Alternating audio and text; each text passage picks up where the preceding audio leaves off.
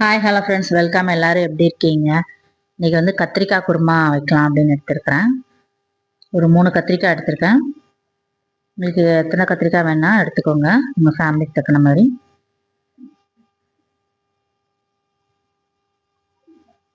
ரொம்ப நல்லாயிருக்கும், அது நல்ல வாசனையாக இருக்கும் அந்த கத்திரிக்காய் போட்டு குருமா வைக்கும்போது.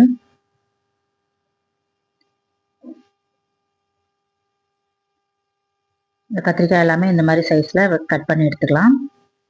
கொஞ்சம் பெருசாக கிடந்தால் தான் நல்லாயிருக்கும் பார்க்குறதுக்கு கத்திரிக்காய். ரொம்ப குட்டி குட்டியாக கட் பண்ணிங்கன்னா கடைஞ்சா மாதிரி ஆயிரும், நல்லா இருக்காது. கட் பண்ணி எடுத்தாச்சு, இருக்கட்டும். இதுக்கு ஒரு ஆனியன் எடுத்துருக்கிறேன்.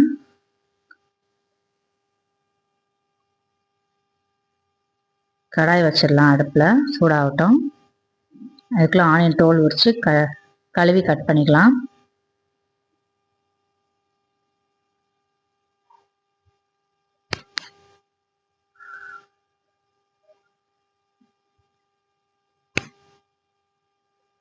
எல்லாத்தையுமே இந்த சைஸில் கட் பண்ணி எடுத்துக்கலாம்.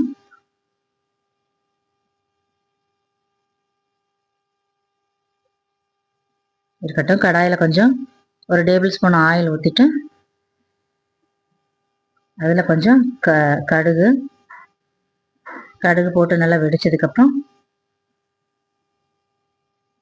ஸ்பைசஸ் சேர்த்துக்கலாம். ஒரு பிரிஞ்சி இலை, கொஞ்சம் கல்பாசி, கொஞ்சம் சோம்பு சேர்த்துக்கலாம். இந்த 3 போதும், வேறு எதுவும் சேர்க்க வேண்டாம்.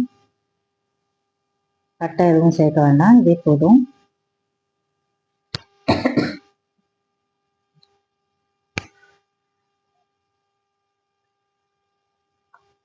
இது கொஞ்சம் நல்லா வெடிச்சதுக்கப்புறம் கொஞ்சம் கருவேப்பிலை, கட் பண்ணி வச்சிருக்கிற ஆனியன் இதோட சேர்த்துக்கலாம்.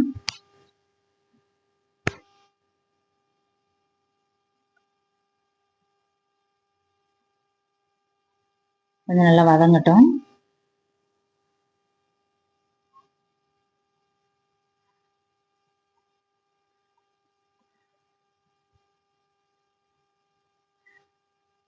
கொஞ்சம் வதங்கினதுக்கப்புறம் தக்காளி கொஞ்சம் கட் பண்ணி வச்சுருக்கேன், ஒரு பெரிய சைஸ் தக்காளி,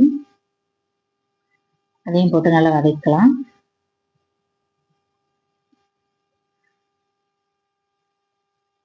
கொஞ்சம் உப்பு சேர்த்துக்கோங்க, குருமாக்கு தேவையான உப்பு அப்படியே சேர்த்துறேன்.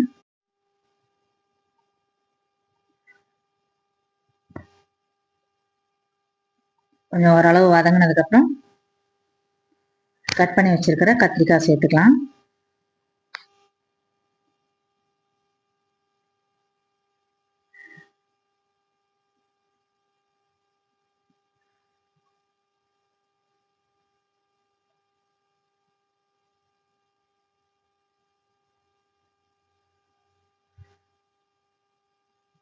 இருக்கட்டும். இதோட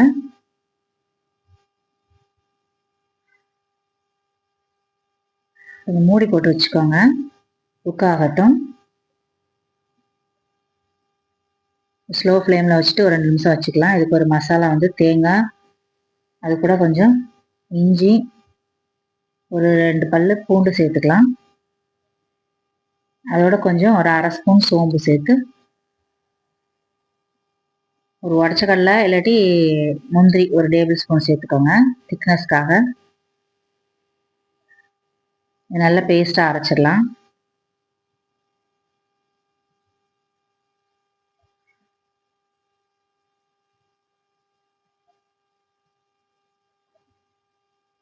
இருக்கட்டும். இதோட கொஞ்சம் மஞ்சள் தூள், தனி மிளகாய் தூள் தான் சேர்த்துருக்குறேன், ஒரு 2 ஸ்பூன் சேர்த்துக்கோங்க. காரத்துக்கு விருப்பத்துக்கு ஏற்ற மாதிரி காரத்துக்கு சேர்த்துக்கோங்க. கொஞ்சம் தண்ணி ஊற்றி முடி போட்டு வேக வச்சிடலாம். மசாலா நல்லா வாசனைலாம் போகட்டும்.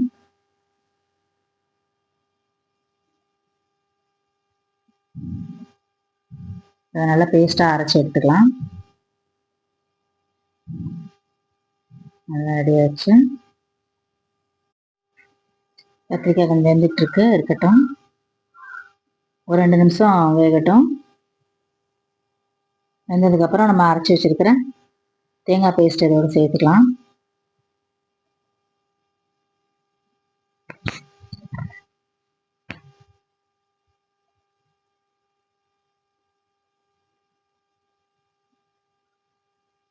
எக்ஸ்ட்ரா கொஞ்சம் தண்ணி சேர்த்துக்கோங்க, கொஞ்சம் திக்னஸ் ஆகும்.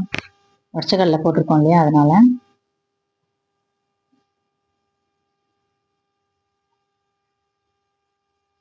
ஒரு 5 நிமிஷம் நல்லா கொதிக்க வச்சுட்டு அவ்வளோதான், இறக்கிடலாம்.